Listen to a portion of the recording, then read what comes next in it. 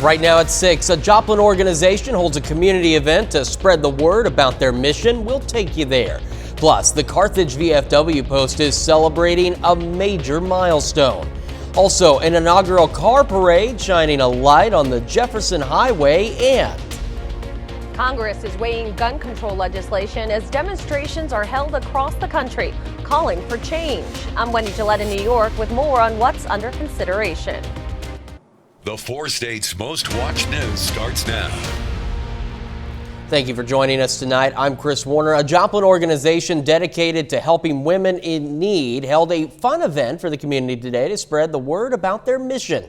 Loving Grace is a transitional living facility for young women who are either aging out of foster care, pregnant, or homeless to help them get the resources to support themselves.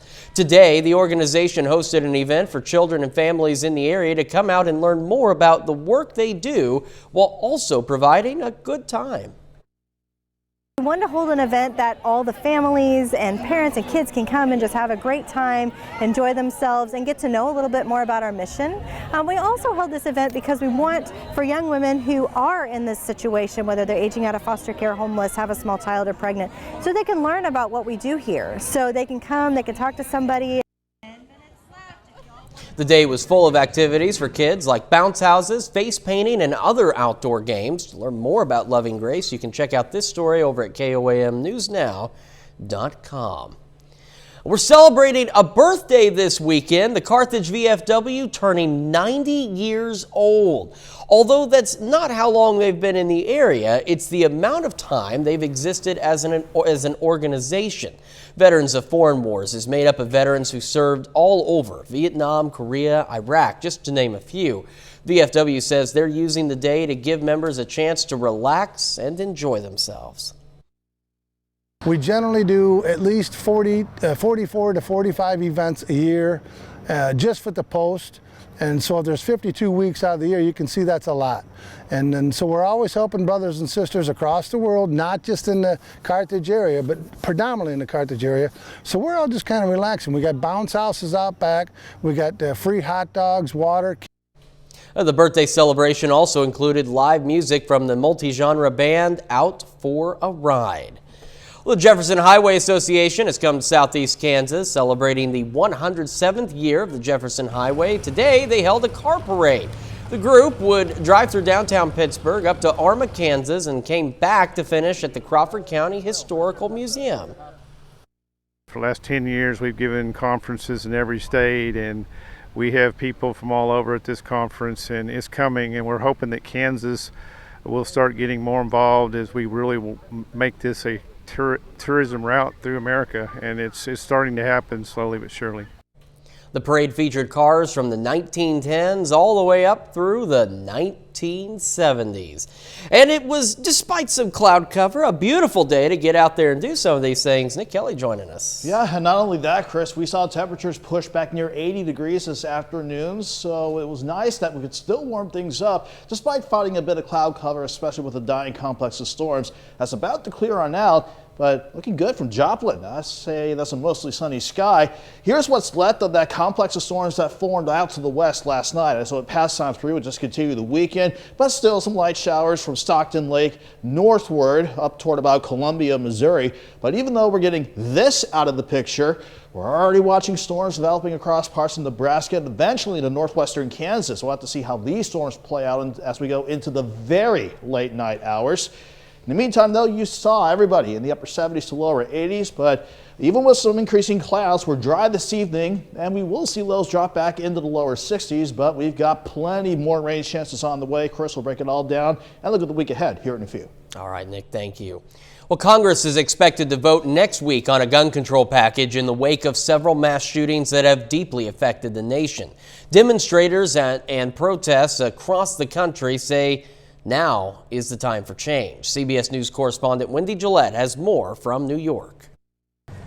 The White House was basked in orange light to mark Gun Violence Awareness Day. This is a public health crisis, something that we cannot afford to not address because every day over 100 people are shot and killed with a firearm. Survivors of the Sandy Hook Elementary School shooting almost a decade ago in Newtown, Connecticut held a protest. When I sit in my classroom I must be able to stare at the door or any entry point to look for potential danger. Every classroom I walk into has an escape plan engraved in my head, and I scope out any object that I can use to hide. Not one more! Not one more! The student demonstration was one of many across the country, from Madison, Wisconsin to New York City to Portland, Maine. Mass shootings have tripled since 2004 when the federal assault weapons ban expired.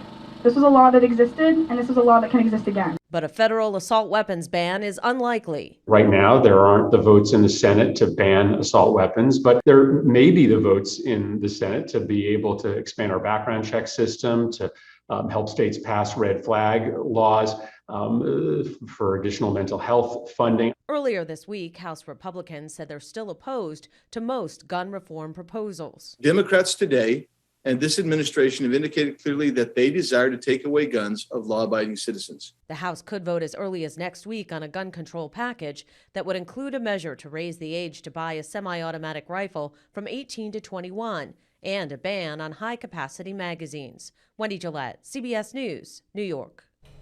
Now, any measures passed in the House are unlikely to succeed in the Senate. A House committee will hold a hearing next week with survivors of the recent shootings in Texas and Buffalo, New York. And we take this time now to honor one of our many four-state heroes. Seaman Second Class Richard Taylor served in the Coast Guard during World War II, his hometown, Quapaw. We're proud to recognize Seaman Second Class Richard Taylor, tonight's four-state hero. And of course, if you'd like to learn more about our other heroes or nominate one of your own, you can do that anytime at KOAMnewsnow.com. Next in Health Watch, a new study says a treatment used for diabetes may also help with weight loss. Plus, the number of monkeypox cases is rising in the U.S., what that number looks like now. But first, here's a look at some events happening they're happening this weekend in the four states.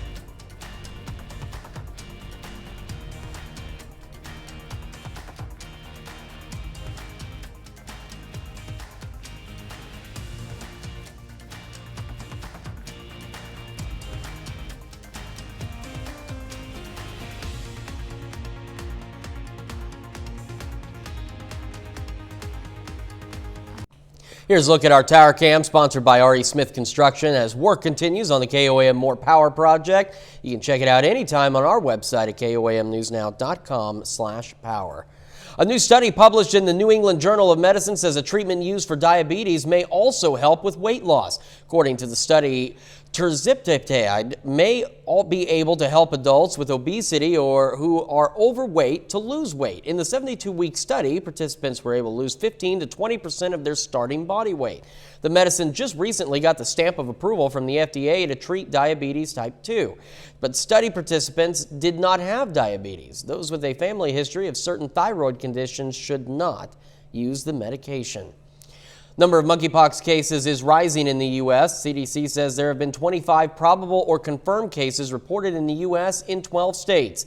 Those states are California, Colorado, Florida, Georgia, Hawaii, Illinois, Massachusetts, New York, Pennsylvania, Utah, Virginia, and Washington. Officials urge medical professionals to be on the lookout for possible monkeypox cases, saying they encourage testing for the disease if they see a rash. The concern is that it could be spreading on the community level. And the U.S. has rolled out hundreds of vaccines across the nation, but these aren't for coronavirus. Friday, U.S. health officials said about 1,200 doses of vaccine for monkeypox are available in the U.S. 100 treatment courses for the virus have also been delivered to 8 jurisdictions, with more expected. The U.S. is ramping testing and contact tracing as the number of monkeypox cases climbs. 25 cases of monkeypox have been identified across 12 states. All of the patients are being treated or have recovered. The CDC is urging doctors to be on the lookout for those possible cases. They said the virus, as we mentioned, could be spreading on a community level. Making it easier to take medicine, and young children could be vaccinated as early as a few weeks. Astrid Martinez has a look at some of the week's top health stories. The White House says COVID vaccinations for the nation's youngest children could start as early as June 21st. Shipments of 10 million doses will go out when the Food and Drug Administration approves the shot for kids between 6 months to 5 years old. Kids will start getting vaccinated when the CDC gives final approval. Research from New York's Mount Sinai Health System finds acute stress may be detrimental in fighting off COVID-19 and the flu. The study showed an increased risk of dying in mice. It found stress diminished an immune response, making the body less resistant to fighting infection and increasing the risk of complications and death. And researchers at MIT have found a new way to help the medicine go down. They've developed a drug-delivering gel made from plant oils that is easier to swallow than traditional liquids and also stable without refrigeration. They plan to begin a clinical trial within months. That's a look at some of the week's top health stories. Astrid Martinez, CBS News, New York. Well, later, a Connecticut centenarian is proving you are never too old to check things off your bucket list. But first, we're checking one chance for rain off the list, but many more to go for the coming week. Forecast next.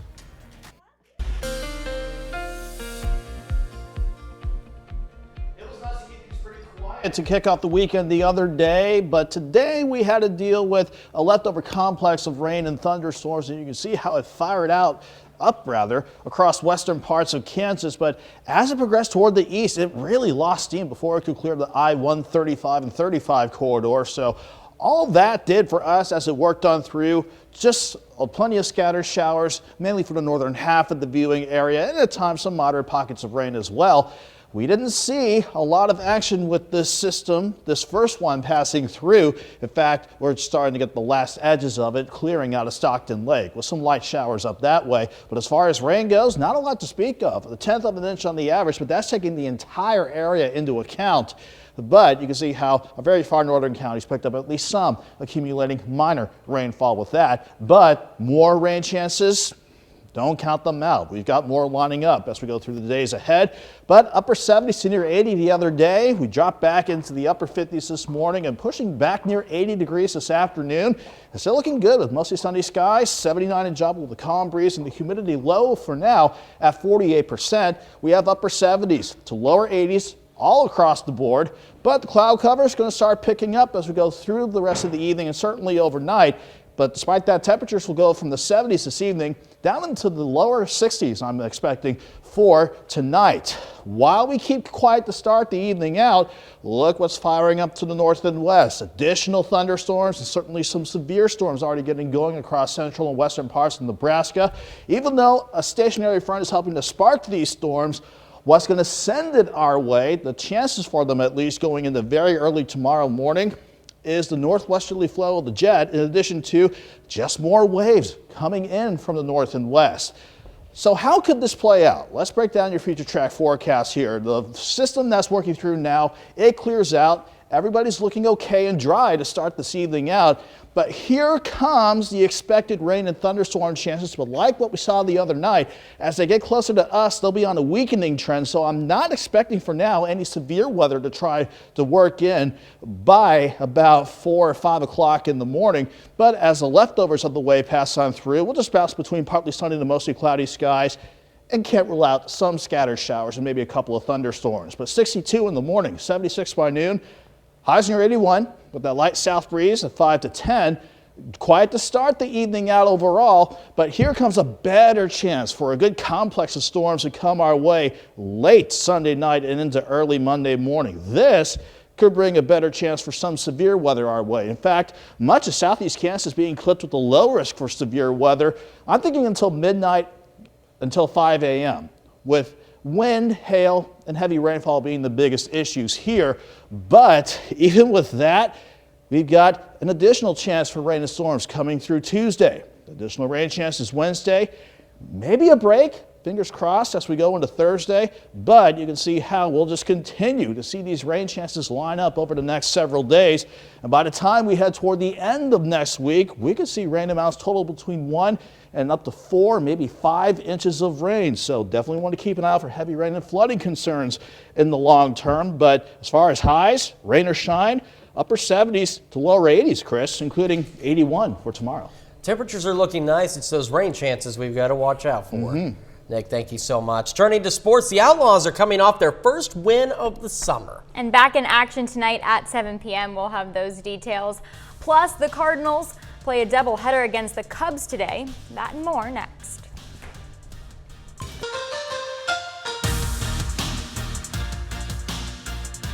The Joplin Outlaws picked up their first win of the season on Friday, a 10-4 victory over Des Moines. They're back in action tonight before a day off on Sunday. The Outlaws aim to take back-to-back games from the Peak Prospects. Tonight's game starts at 7 p.m. at Joe Becker Stadium, and we'll have the highlights right here at 10. The St. Louis Cardinals are in the middle of a 5-game set with the Chicago Cubs. The series is split at 1 game apiece ahead of today's doubleheader. Albert Pujols makes his 3,000th career appearance. He's the 10th player in MLB history to reach the milestone. St. Louis has the bases loaded here, trailing by 4. Tommy Edman strikes out. Cards manager Oliver Marmol doesn't like the call. He's clearly fired up there. He gets ejected, but the game goes on. 8th inning, Paul Goldschmidt on a 25-game hitting streak. And he is caught swinging. The streak comes to an end. Tough one for the Cardinals. They fall 6-1. Game 2 of a doubleheader. St. Louis aims to bounce back here. Andre Palante on the mound for the Cards. It's just getting started. Scoreless in the first. We'll have more at 10. Kansas City hosts Houston this weekend. The Royals trying to stop a 5-game skid today and even up the series. This one started in a rain delay prior to first pitch. Scoreless up until the 6th. Salvador Perez hits a 2-run bomb to put the Royals on top. They have a late 2-0 lead. The 21-year-old Iga Swaytek won the French Open this morning over Coco Gauff. She won it in 2 sets, 6-1, 6-3, proving once again just how dominant she is right now in women's tennis. The world number 1 has now won 35 straight matches, tied for the longest streak of the century. It's her second Grand Slam title, both she's won at the French. And now Gauff is 18 years old. She made her first appearance in a major final today.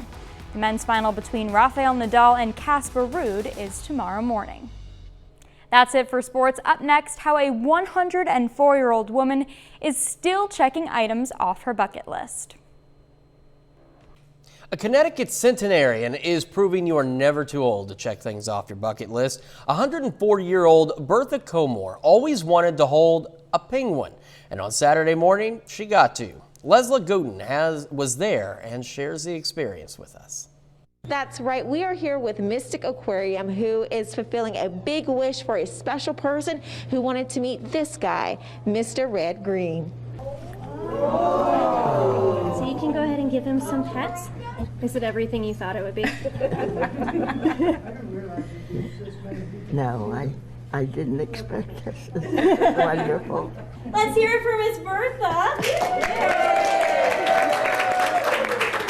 Tickle. 104-year-old Bertha Comer is a resident of Farmington at Village Gate, and her lifetime wish is to be able to hold a penguin. So her caregivers in Twilight Witch, Connecticut, made her dreams come true right here at her home. Just petting the penguin and seeing them close up. Bertha was not only joined by her friends, but her daughter and granddaughter surprised her for her big day. I'm just so excited for her and just so happy that she's able to have had this wish come true and just to have been in our life for as long as she has. We asked Bertha what her secret to a long, happy life and marriage is, and she told us this. I don't know. Haven't figured that out yet. And if you like to meet Mr. Red Green and other penguins, you can go to Mystic Aquarium. But if you'd like to have your own interactive experience, you can check out their website. In Farmington, Leslie Gooden. Could not say I've ever held a penguin myself, so it certainly seems like an interesting experience. And if penguins were really fond of the warmer weather, they'd be here with all the water we're going to have. Yeah, especially with all the temperatures staying in mainly the lower 80s, not just for tomorrow, but through much of next week. But plenty of rain chances to watch in the days to come. All right, Nick, thank you. It's our time for now. We'll see you back here at 9 and 10. Thanks for making us part of your night.